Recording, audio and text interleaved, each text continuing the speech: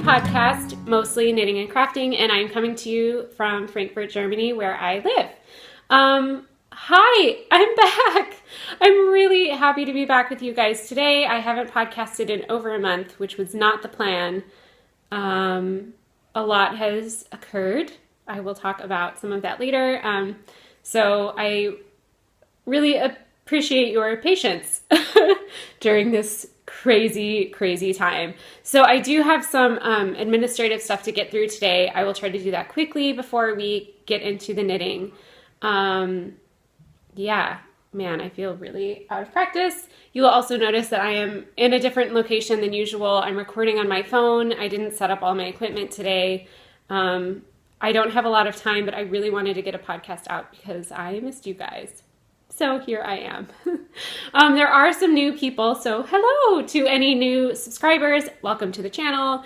Today might be a little abnormal just because, yeah, it's been so long, and I have some extra things that I kind of want to chat about, but welcome. I am so glad that you're here. So Willow is making muffins on my finished objects over here, so thanks for that. I probably will not be editing very much, again, just because of time constraints that I have, so you're just going to have to deal with me and all of my crazy realness. I will pop on the screen where to find me on social media. Basically, I'm Soprano Knits everywhere, so that is easy. And subscribing to the channel, if you haven't already, is a really good idea because sometimes things happen and I'm not publishing videos regularly. And if you subscribed, you probably saw I did a couple weeks ago post a vlog, and that was the vlog I promised on the last episode for our like escape to the country thing in the British countryside. So I hope you enjoyed that if you watched it. If you didn't, feel free to. It is really not about knitting at all, except for we did go to a yarn and fabric store at one point, but it's just beautiful countryside, and I had a lot of fun taking you guys along with me. So yes, a humongous thank you to those of you who purchased my recent pattern, the Volca socks. I really wanted to podcast like close to that, and again, it just didn't happen. They were released on September 1st, and we also had kits that I did with Gabby of Once Upon a Corgi and Hannah of the Corner of Craft. Gabby did the yarn, and Hannah did the amazing progress keepers. It was so much fun, and the kits, you guys, were so successful. We didn't know what to expect. We put up, I think, 32 kits. They sold out in an hour. That was like so far beyond any expectations that I had. So thank you so much. That was really fun for all of us to see. We had so much fun on that collaboration and put a lot of work into it. So that was a really great gift that you gave us. And we put up the same amount of pre-orders, and those sold out really quickly as well. So those are no longer available. However, if there's still a lot of interest out there, please do let one of the three of us know, and we can see what we can do. It's easy for me. The hardest thing is, well, of course, Gabby has to dye the yarn, and then Hannah has to make the progress keepers and ship them from England to Connecticut. So yeah, but not impossible. Definitely not impossible. You guys, I noticed that we hit 2,000 subscribers on the channel, which is a really huge number. So thank you for subscribing. The grocery girls talking about my socks, I think might have helped. So welcome and hello to anyone who came over from them or any other place.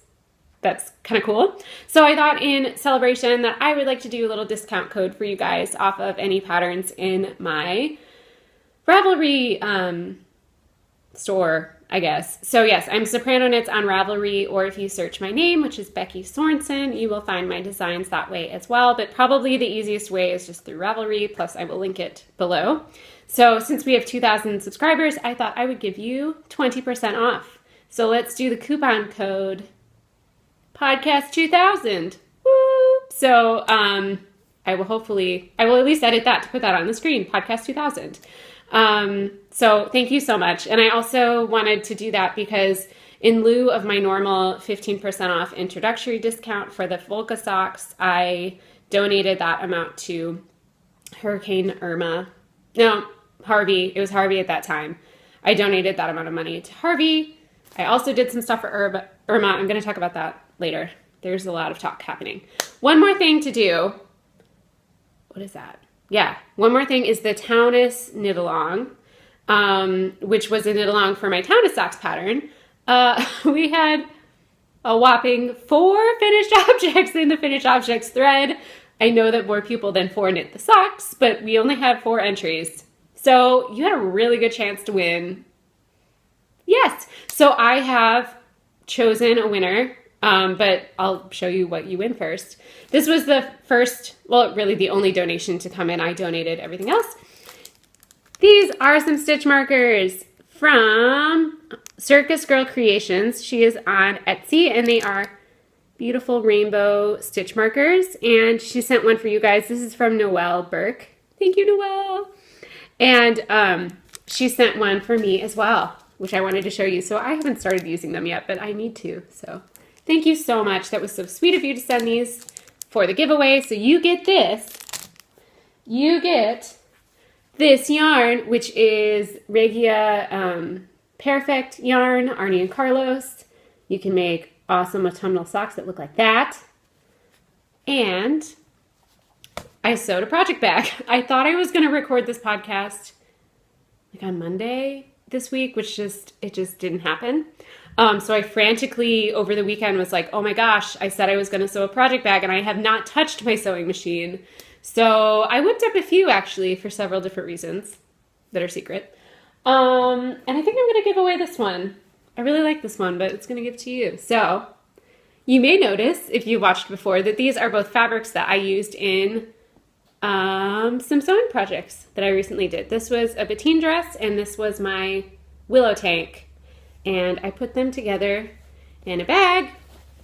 The inside of the bag is just gray, and it has interfacing on the bottom, which I thought was nice because it'll definitely stand up on its own. But then you can like smush down the top or roll it down or do whatever you want to do. I made this little drawstring. It is not perfectly sewn, but it was sewn with love. I'm still not that great of a sewer, and I was sort of in a rush, but I wanted to make good on my promise. So yes. So these 3 things are going to the winner, which I already chose using random number generator. Crafty K Nicole. So Nicole, yay, you won. So message me your address on Ravelry. I was happy to see that you live in the States because I know that this yarn can be difficult to find, and when you can find it, it is kind of pricey. So I'm excited that you get to get that. So yay! Thank you so much to everyone who participated, and in whether you posted or you participated in spirit by knitting the socks. So thank you all so much. Now let's get on. Whoa. Sorry, I have it propped, okay? We're not in tripod mode today, sorry. Okay, so let's get on to finished objects. And I have a few. It's been a while, and I've had lots of knitting time on the train. And I really wanted to finish some things because I had a lot of things on the needles and it didn't make me very happy. So I'm going to show you the big thing first. If you follow me on Instagram, you may have already seen it. I love it! It is my Speckled Fade Dotted Rays, and it is amazing. if I do say so myself. So it starts over here. It's real, oh, I can't even fit it all. It's real big. Yeah. I am so happy with this. Ugh. I've been wearing it already because it is freezing in Germany, at least in Frankfurt, but I think all of Germany. Oh my goodness. I know it's in the 80s still in a lot of the US, even in the northern part. This is not okay. We went from summer to just like late fall weather. Not okay. Not okay. I mean, I know that a lot of knitters, fall's their jam. I love fall, but I have a complicated relationship with it because I know that it's moving to winter. I'm tangenting right now. You guys. My friend Virginia said, like, it's amazing you use so much pink yarn, but it doesn't look pink. And I'm kind of proud of that. Like, it has pastels, it has a lot of light colors, but I'm just so happy with how this all worked together and worked out. So for the last time, I'm going to tell you what yarns I used. This was a Fine Fish Yarns in the Maven colorway. This was left over from my Town of Sock sample, just a little bit there at the top. This purpley one is La Bien-Aimée in the Liesel colorway. Yes. This pastel-y one is La Bien-Aimée in the Tickle colorway. This is Hedgehog Fibers in Film Noir. And then for the border, I decided to use, there's this, I think it's called the St. Magnus DK, but I have a problem with this because it is, I don't remember if I talked about it last time. It's a fingering weight. I'm sorry, sorry. It's shaking. But they sell it at Loop London, and it's 50% wool and 50% Angora. I don't know if it's Angora goat or Angora rabbit, but it is delightfully fuzzy. Can you see that? Like, look at that. It's super, super fuzzy and amazing. And then the other one that I put with it is Pop Art by a Homespun House in her Gold Stellina colorway. I am so happy I made this decision. I think that it's perfect. Oh my God. And I almost ran out of the Pop Art. I'm really happy with my usage in this shawl. Fades can be wasteful, I think, in general. But I kind of planned this out in a way that used a lot of yarn.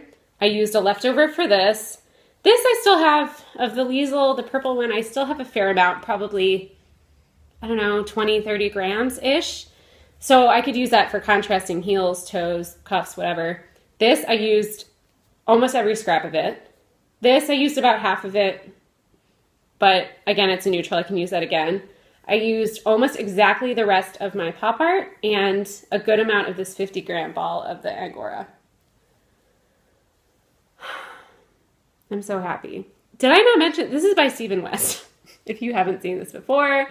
It's a play on his dotted raised pattern, but the speckled fade, of course, he tells you how to fade the colors, which I just sort of did what I wanted. And then it has this option for a chevron border. You don't have to do that, but duh. And the one modification that I made was I didn't do an I-cord bind off. Almost all of his patterns call for an I-cord bind off. It is beautiful. I mean, it has the I-cord on the edge. You can see that. I used a Icelandic bind off, which looks perfect in garter. It just like disappears, if you can see that. I think that it is sort of similar to the I-cord in how it looks. It's just not as like thick. So I love this bind off. I'm using it in a design I'm working on right now, so I will probably be doing a tutorial for it soon. It is a lot faster than the I-cord. And honestly, I'd been knitting this thing forever and I just wanted it to be done. So that was part of the reason, but I'm really happy with how it turned out. And it's so huge, I didn't soak it to block it. I laid it out and sprayed it and then pinned out the points down here so that they would lay a little bit nicer. So that's it. I'm super duper happy with it.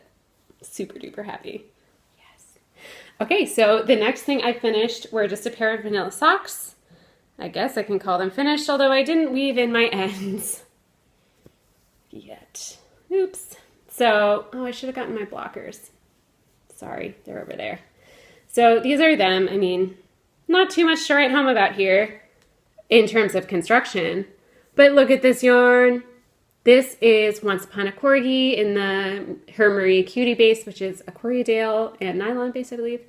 And it is in the La Dame Death colorway. I love this colorway. It's so subtle and so beautiful, and I can knit a sweater in this tomorrow. And I love this base. I want to knit more socks in Corriedale because it is beautiful. I did do a 1x1 twisted rib. I knit them on a 2mm US 0, which is my normal, and I did the new depths heel, which is my heel pattern that I have written and designed and updated. So if you have any of my sock patterns or the heel pattern, I do recommend, because the heel pattern is also available separately, I do recommend that you check out the update. It's available in Ravelry. You just have to go and re-download it. I added a couple different gusset sizes, and I put all the math in there for you based on the 3 sock stitch counts that I give you and the 3 gusset sizes and all how many turns you have to do and how many stitches you're leaving in the middle. I did all of that for you. I feel like I added something else. Did I? I don't know. I'm tired. I don't know what time it is, but I think it's about 1:30. I don't know, but I was at work at 8 this morning, which for me is early because I tend to work at night as well. So anyway, wow, rambling. These are done. And I love them. They're going in my box of socks. I meant to count how many socks I have, but I'm not sure. I think I have 9 or 10. That might not be true. Probably 9. I think this is 9. Yeah. And the other thing is that I finished both pieces of a little design collection that will be going out into the world soon. Actually, I'm getting kind of warm, so I'm going to take this off also to show you these. So again, you may have seen little sneak peeks of these on Instagram. I kept them kind of quiet for a while just because, I don't know, I just didn't want to show you too soon. But they are in test knitting now, so I will show you. So I have a cowl, and these are both made out of the fiber company Remorse, which is now one of my favorite yarns. It's amazing. So I have the cowl and a hat with pom-pom that I haven't yet attached because this is the second hat that I knit. I had to completely frog the first one and I knit it again. So this is gonna make my hair look bad. But yeah, so hat and cowl, these are gonna be called the Pinolith collection. Pinolith is a like a gemstone type thing that's black and white, and it has a bunch of cool properties and like geometric stuff. So I thought that was cool. There you go. The cowl, they're stranded color work, as you can see. But it's air and weight, so they go really quickly, and they're really great patterns if you are new to color work. I also am including lots of tips and tricks and links to other helpful things in the pattern if you're new at color work.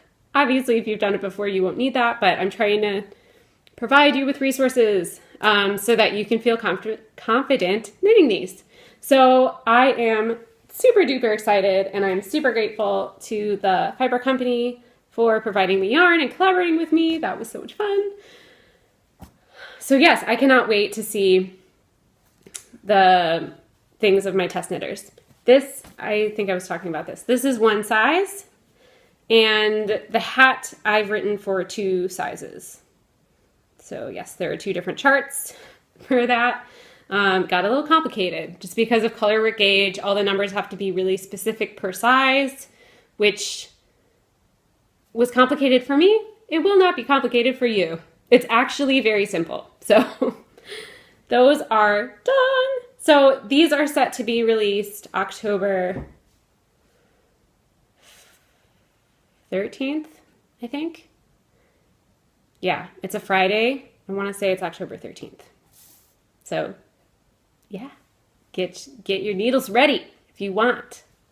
Yeah, so that's it for finished objects. We are going to move on to whips. Let's do this first.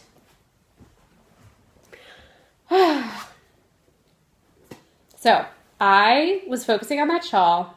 I was not focusing on my sweater. This sweater needs to get off the needles because now it is freezing, so I need it. But then I got some work done on it in this past week only. So here is my Siri cardigan. I think I hadn't touched this at all since last we spoke until Saturday. Yeah, and today is Thursday. So in that time, I did the button band, and then the other side, you know, where also the buttons on, and the neckband, and I've gotten this far on the sleeve. So I'm getting ridiculously excited for the sweater. I'm going to put it on in progress. I love this pattern, the way it looks. I do not love this pattern in the way it's written. Many people have said that, but like, it's worth it. It's worth it. The struggle's worth it. I would just say that this is not a beginner knitting pattern. It's not really the construction of the sweater that it's just like, there's some things that if you're a beginning knitter, you're going to be like, what? Like, it just tells you to do increases and decreases and things that don't make sense. Her instructions for the buttonholes made zero sense to me, and I couldn't find it anywhere else. So I ended up talking to Verena of the Wool Club, and she told me a different buttonhole that she liked. This, okay, I have yarn wrapped around my waist. Ah, look at it. Oh my gosh, yes. I'm probably losing stitches like crazy. But yeah, that should work. It needs to be blocked so that, because it looks a little floppy. And I didn't bring them over. I'm actually not totally sure where they are. But the buttons that I bought, I kind of have like button buyer's remorse. I don't know what my problem was. I bought the buttons when I bought the yarn at EYF, and I was gravitating toward these one buttons. Hannah's going to laugh her butt off when she sees this because Hannah like saw my indecision. And for some reason, I didn't get those buttons that I loved. I got these other buttons, which were nice, but they're just not what fits with the sweater. So I think I'm going to order the original buttons from Textile Garden. Hannah, don't laugh. I am thinking about getting them in red, though. I remember they had them in red and in navy. I don't know. What do you guys think? Red or navy? Or should I just get something neutral? Oh my God. Look at this sweater. Oh my God. It's so beautiful. I am so excited. I am trying to finish the sleeve by, like, for tomorrow. I don't know if that's going to happen. I don't think it is. Because I'm going to London tomorrow over the weekend. I just lost a bunch of stitches. It's fine. So that would be really awesome. But we'll see. Maybe I'll finish it, like, on the train and the plane because I'm taking both. It's crazy. Okay. Good. So that is the big whip. I technically have my other Volca sock on the needle from the original pair that I knit. I want to finish that pair, but I have not touched it at all. But I do want to get that off my needles just because that's the mood I'm in. I'm like, clear them off, get it done. Now I'm cold. This sweater, by the way, not hand knit. I call it my Elmo sweater. I got this at Anthropologie. I used to work there. It's just a really oversized, hilarious sweater, and it's so soft and I love it. So yes, I'm drinking some Earl Grey tea. My phone I'm sorry, it's bouncing around. It's sitting on a box and then it's propped against something, and I had it leaned, but it keeps like falling forward to sit up straight. I don't know. Anyway, I'm sorry. I feel like I'm really all over the place today. I don't know if it is coming off that way. I'm out of practice. I'm trying to rush a little bit. Okay, so moving on. My last work in progress is a new design. And this is really exciting. This yarn was lost for a long time. I'm doing a collaboration with O Wool, and Jocelyn at O Wool was like the most amazing patient person. She had to send it twice. So this is the yarn. So this is O Wool Local, which is a like a DK worsted weight. It is 50% certified organic merino and 50% alpaca from farms in Pennsylvania and New Jersey. So she just got her like US organic certification, which is extremely hard to get. I'm really sorry. I'm trying to lean that again. That is amazing. And you should all go and support her. And this color, it's not really showing up super accurately. It has a lot of red in it. It's called Red Squirrel. So it's a very autumnal orangey brown. It is luscious. It is so soft and squishy and amazing, and I love it so much. So I have, I'm in the middle of a row. No.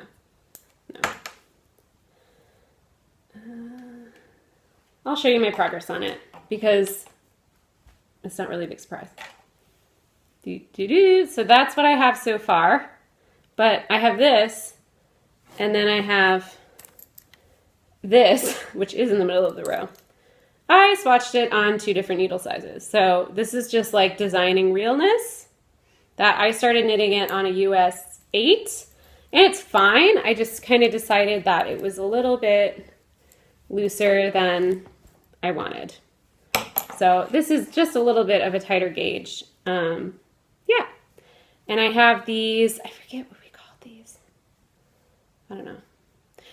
I'm saying that I forget what we call these because these are very similar. These textured bumpy things are really similar to what I used in my Salance pattern that is in the Woods Making Stories book that's coming out in November.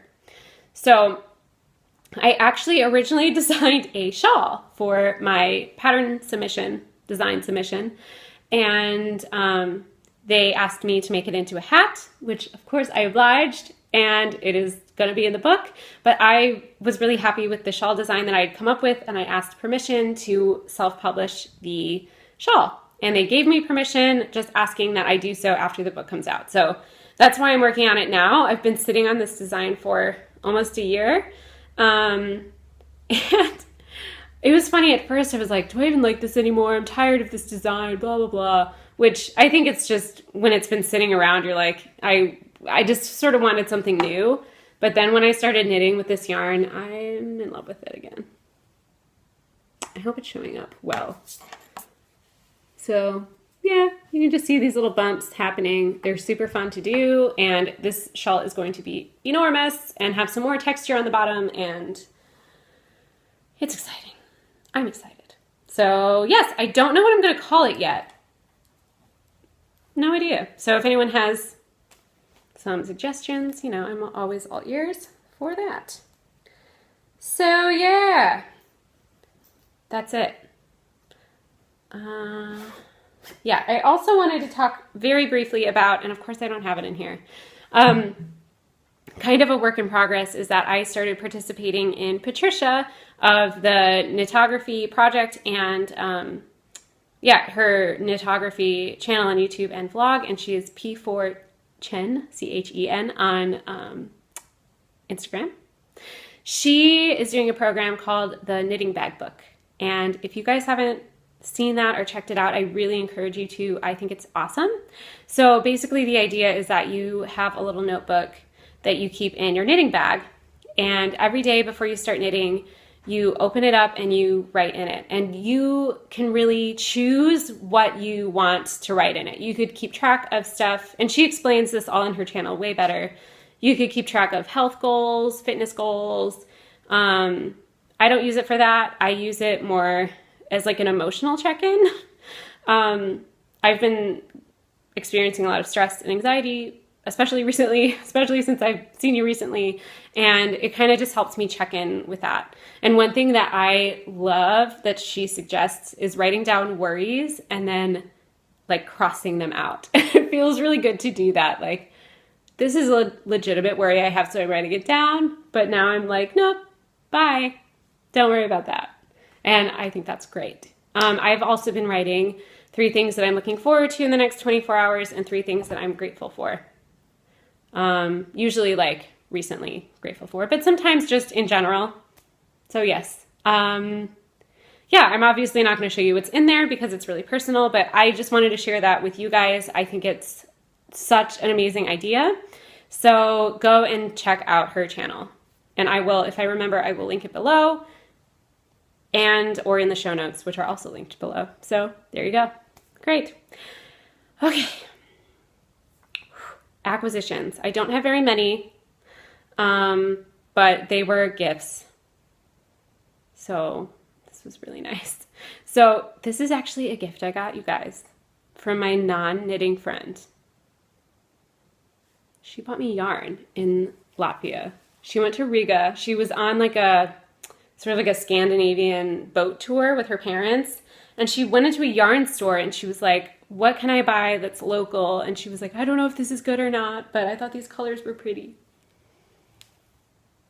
It was so sweet. Oh God. Okay, so this is Hobby Wool, hobbywool.com. They sell online, but they don't sell these colors online, from what I can tell, unless I think you get a Latvian mitten kit, because these are supposed to be for colorwork mittens. So exciting. And this is about a sport weight. I believe that Latvian mittens tend to be sport weight yarn. Also because, this is hilarious, I then, in the same week, I think, came into some more Latvian yarn of like a similar quality. Craziness.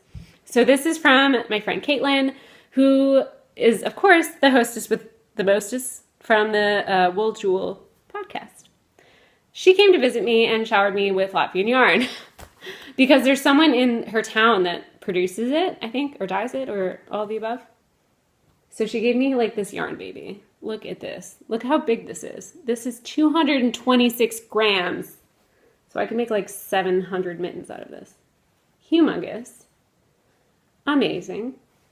And then this little guy that's super fall themed. So I don't know. I haven't weighed it. I forgot. But I could probably make mittens from both of these if I get some contrast colors. So my plan is to get some black or white or maybe both, or like a gray or something neutral that I could pair most of these with to hopefully make a bunch of mittens.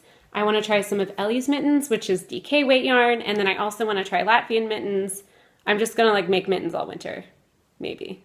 I have a lot of things I want to knit, but this is good motivation to get that done. So that is those are my acquisitions, which are awesome. Sewing, there hasn't been much sewing at all, except for these project bags that I made. So I made this one, and the other one I'm going to show you, I think I might keep this one, because I thought it was really cute. These were some fabrics that Hannah of the Corner of Craft gave to me. And again, it's got that same gray lining. I'm also thinking about making Nathan a project bag really quickly to bring with me tomorrow, because you guys, I don't know, this is like a month ago. He sent me a text and he said, do you think I'm good enough to make your red herring hat, which is a pattern that I designed? And I said, yeah, of course. He knits, not often. He occasionally knits. When the spirit moves him, suddenly he's knitting. And usually he doesn't even ask me for help or advice or anything like that. So, which I wish he would, because I want to be involved in my boyfriend knitting. So anyway, he asked me this and I was like, yeah, of course. And I, of course, was like, okay, it's written for worsted weight, which is hard to find in Europe, but he lives in London and Loop is there and they carry American yarns, or, you know, I was thinking he could get a heavy DK or a light Aran or whatever. So I started, of course, looking on Loop's website for yarns he could buy and stuff like that. I still don't think he's bought any, so that might be a project for this weekend. But then like a week later, he bought the pattern. And I was like, I mean, it's very sweet, but I was like, what? No, like, you're my boyfriend. I'll just give you the pattern. And he was like, well, I didn't want to assume that. You're providing a service, is what he said. Hilarious. So I'll buy him dinner in London or something. That was silly, but kind of cute. And I hope he actually knits it. That would be adorable. So I think I'm going to bring him, I'm going to see what extra needles I have that he could borrow for that, because he doesn't have very many needles. And especially for the herringbone section, you need a larger needle for that. And yeah, I don't think he's going to want to go like buy a bunch of needles. So I'll just let him borrow some. That'll be fun. So that was sewing. No, that was what I've done. Oh, so I might make him a project bag. Yes, because in the past he's used like a plastic shopping bag or like a paper bag or something depressing. So he needs like a proper knitting bag. But I don't know if I have manly enough fabric. But he doesn't care. He's not, I mean, clearly he's knitting. He's not one of those. Okay, we stopped recording, but yeah, so I have plans to sew a couple of things in the near future. I think first on the docket is a Monetta dress, which is a kind of simple jersey dress from Colette Patterns. Yes. So I picked up some fabric and I'm really excited about it. This is it. It is pretty awesome. It's heavy. I don't know if you can tell. I hope that'll be okay. I mean, it's a knit fabric. It is like a jersey. It's stretchy, but it's pretty, yeah, it's just heavier weight, which will probably be easier to work with than the light jersey that I sewed with before. But here's kind of a close-up. So what's cool about it is it sort of has these like golden thing. It looks like lights coming through it kind of. So I think that this will make an awesome dress that's like neutral but has some interest. And yeah, I mean, it's really a pretty basic looking dress and I just want it to be a workhorse. Like I could probably wear this to work or dress it up, dress it down, that kind of thing. So I am excited about that. I'm still planning to sew a dress for Nathan's brother's wedding, which I don't know if I officially, probably not, said that I am going to. His brother is getting married in Vermont. We are going to be in the States for 3 days. And it's very sad because I'll be in Vermont the weekend before Rhinebeck. But I can't go to Rhinebeck. I can't stay because I have operas to sing when I get back. So that is kind of heart-wrenching that I will be so close to Rhinebeck and I won't be able to go. But yes, I am planning on sewing my dress. I have some fabric I showed last time that I'm thinking of making into a Betty dress by Sew Over It. I'm thinking I want to make 2 dresses actually that could be possibilities so that I am not like married to one of them. Just because, yeah, like if I'm still very new at sewing, so I think I would feel safer not putting all my eggs in one basket and having options. Also, I mean, I love the idea of sewing a dress. Going to this wedding is honestly a little bit intimidating for me. I'm going to meet like the entire family, which I feel like I know his immediate family pretty well, but especially since we've been long distance since we've been dating and his family lived really far away from where we lived, I haven't met like the grandparents or aunts and uncles or any of that kind of stuff. So I feel like obviously this wedding is in no way about me, but that I'm going to meet a bunch of people and like kind of the spotlight might be on me a little bit like, oh, who are you? Nathan's girlfriend that he's been dating for a long time now. So yeah.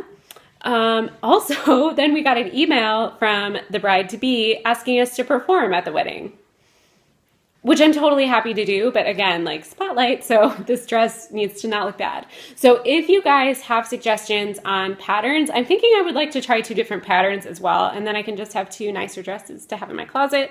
Planning on doing the Betty dress. I could do 2 different versions of it. They have a version with sleeves. They have a V-neck, which I was thinking about doing.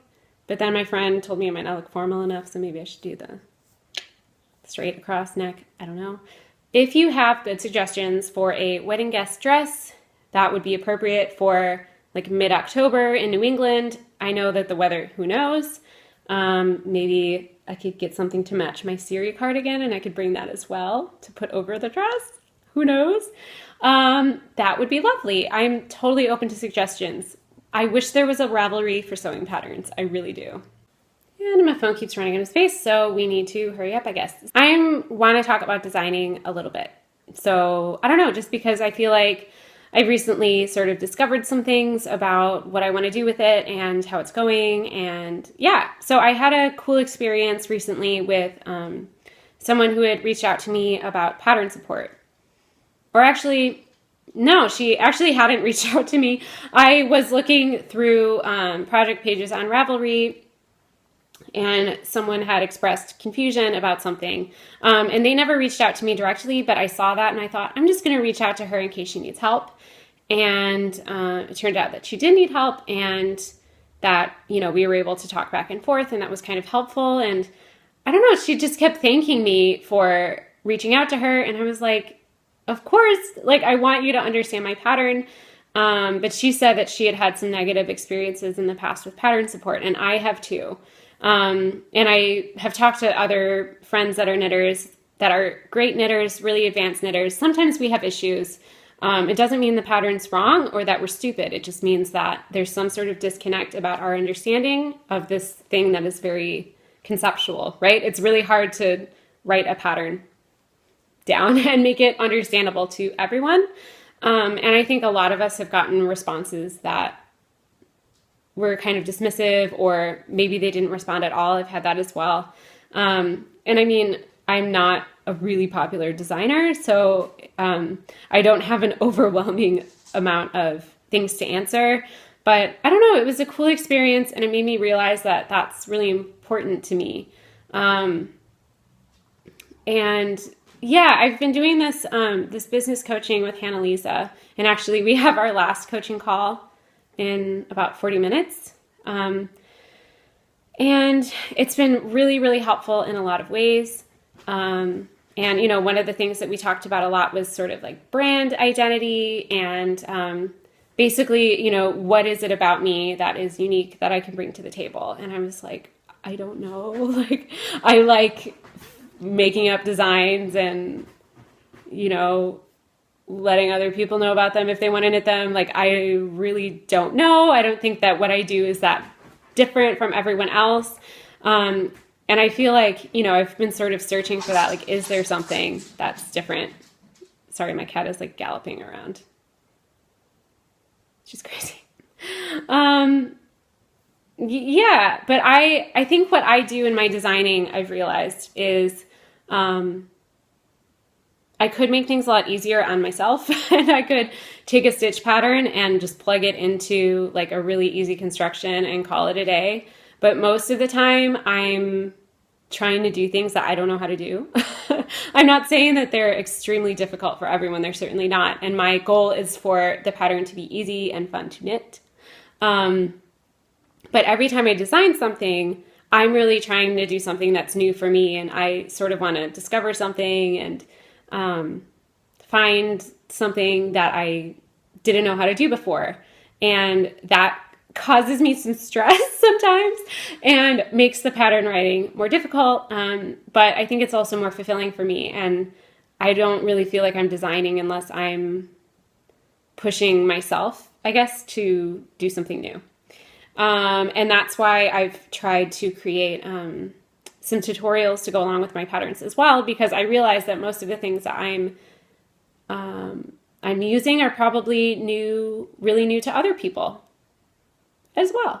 So I don't know, that's just kind of something that I don't know why I'm sharing it here, really thinking out loud, but that I want to sort of like create a community of empowering each other to learn more about our craft, but also like giving you the tools to do it on your own so that you don't really need a class. You might need a YouTube tutorial, but yeah, just encourage creativity, because that's what I love about knitting and that's what I love about designing, and it's been making me happy. And it's kind of cool to realize that, like, okay, like maybe that's something that's a little bit different about what I want to do through designing. So yeah, random thoughts for the day. Anyway, I really think that's it for the knitting content. If you want to stick around, I'll talk a little bit about what's been happening and what's been just so crazy in my life. So the reason that I haven't podcasted in a month is because about a week, I guess, after I podcasted last, I had an audition in another city that is a little bit outside of Frankfurt. And I was hired to jump in for a production. So that means that it's last minute. I was hired to sing in the chorus. The audition was on a Thursday, and there was a run-through on the stage that I was called to on the following Tuesday. It's a Handel oratorio, which is like a sacred piece, but we're doing it staged as like a theatrical opera. Yeah, it's a 3-hour opera and it has a ton of chorus in it, and I learned it in 4 days. So that in itself was extremely difficult and stressful, just cramming all that music so quickly. And then also working in a new opera house with new colleagues where I didn't know anyone, I didn't know where to go, I didn't know what to do. Obviously the language barrier is always there, and it's more stressful for me around new people. I had to travel. It ends up being about an hour and a half each way, and I was trying not to cancel all of my work here in Frankfurt. So I was just like round the clock working, stressed, crazy. Then they hired me to do another opera, and now they're offering me a contract for the rest of the season. And I've had a lot of stress and anxiety about whether or not that's what I want. Because it's in the chorus, and I moved here to be a soloist, and while it's more money and stability and it has less freedom, and I don't know what to do.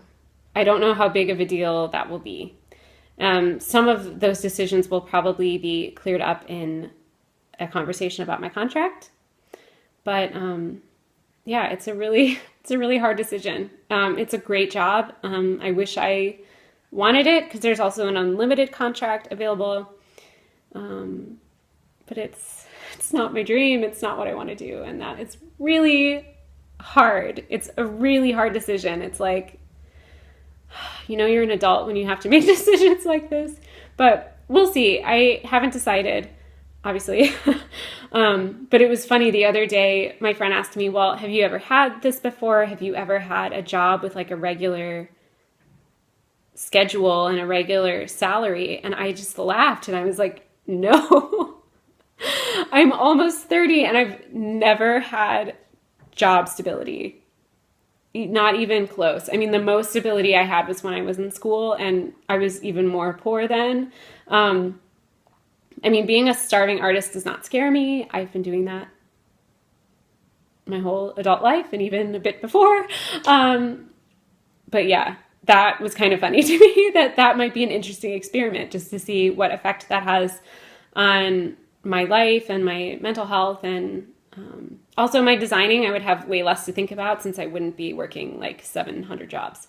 So we'll see. So send me like hugs and good decision vibes, because I keep vacillating back and forth and I'm so worried to make a decision that I won't be happy with, and it's so stressful. But luckily this weekend I realized, because I shuffled things around and I'm no longer doing one of the operas in Frankfurt, I had the weekend free. So I'm going to London. I have to take a train to Cologne and then fly my first Ryanair flight, kind of scared, going to London. Crazy cats. So I'm really excited to relax a little bit and spend some time with Nathan, talk it through with him, because obviously since we live in different countries, me taking a full-time job where I have a regular schedule and don't have weekends is kind of a big deal. So yeah. Oh, there's one more thing I wanted to talk about, and that is that Brooke Knits, who is the dyer behind Fully Spun, did something amazing. I shared this on Instagram. She knit live on YouTube for 24 hours. She was knitting a sweater. She didn't finish the sweater, but it doesn't matter. She was knitting on a sweater for 24 hours. She did not sleep, you guys, for charity. She did it for global giving to raise money for Hurricane Irma victims. And it was incredible. I am going to try to link below how, if you would like to, first of all, on her Brooke Knits YouTube channel, you can see the whole thing. I think the videos are still up. Not that you want to watch 24 hours of that, but you could just click on one of the videos and at least see some of it. I was jumping on and chatting with her, and I was there at the end of it, which was like 1 a.m. in Germany. But it was so beautiful to watch. Her goal was $500, and at the end she ended up raising double her goal, which was $1,000. And out of like happiness and sleepiness, she was crying at the end, and it was so sweet. And it just, made me so happy and proud to be a knitter. And yeah, it just goes to show you that like it doesn't matter who you are, you can make a difference by, you know, doing something as niche-y and kind of nerdy as knitting a sweater for 24 hours. You know, people run marathons for charity and that's great, but having like a knitting marathon, it was just so cool to kind of feel like I was a part of it. And yeah, I was able to donate, and I also donated some patterns for prizes that she was doing, and it was just such a blast. So Brooke, if you're watching, thank you so much for doing that, and you are amazing, and you are an inspiration to us all. So definitely at least go and support her amazing yarn. I did do a giveaway for her yarn in a previous knit along. It was the Stephen West knit along, actually. So yeah. I think that's it. I think I've blabbed on long enough. I am sorry if I went on some tangents today. Just it's been a while. Hopefully things will be back to normal. But who knows with this decision I have to make in a couple of weeks. I will keep you guys posted. So do subscribe to the channel. Remember that I am going to have a 20% off coupon for podcast viewers. I'll probably leave that up for like a week. Yeah. You're all amazing, and I'm very glad that you were here spending some time with me today. So I will see you all very soon, I hope. Mwah! See you later. Bye!